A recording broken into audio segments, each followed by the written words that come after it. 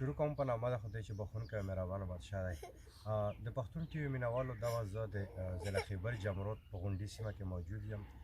تېره میاشت دلته د غونډۍ سیمې یو ځوان هلک و، کتاب نامه یې وه، هارټ اټیک نه وفات شوی و، زړه بیمار و.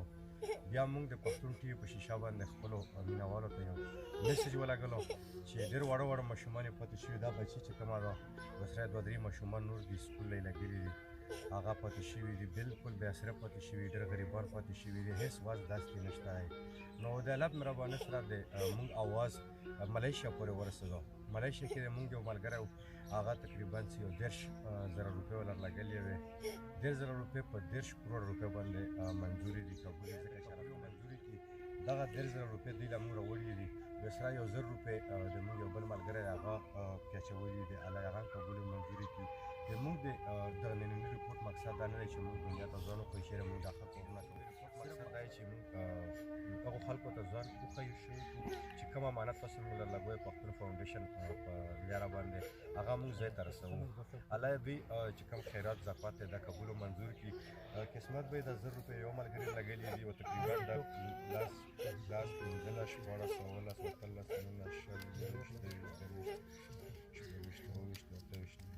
18 دا 10,000 روپۍ د ملیشیا نه یو کس لګېلي دا ده چې کوم د کتاب منډه پاتې شوي کور والا ماشومان یتیمان دا دې ته ته ورسوه.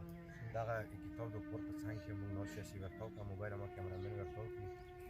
غریبان دي او ډېر غریبان دي او زه د پښتون ټي وي چې کوم مینوال دي کوم کتونکي دي دې نه هم بیا غوښتنه کوم چې څومره مدد ورسره کولی شو وکړو، ځکه چې ده په بیمارۍ باندې په هسپتال کې هم ډېرې پیسې راولي، قرضونه هم به پاتې شوي دي. و زه په خپله ورسره ځکه درد هم لرم چې کتاب د وړي نه مزدورۍ شوقین و، بالکل خوښه وخت یې هم نه تېر کړی، خو بس الله تعالی مخه منظوره وه چې هغه زړه بیماري ورته ولګي، هغه وفات شوی دی. نو امید لرم چې نننی پروګرام مې تاسو خوښ شوی، بل پروګرام به خپل کوربه امیرزاده جسد تاسو نه جواب غواړي.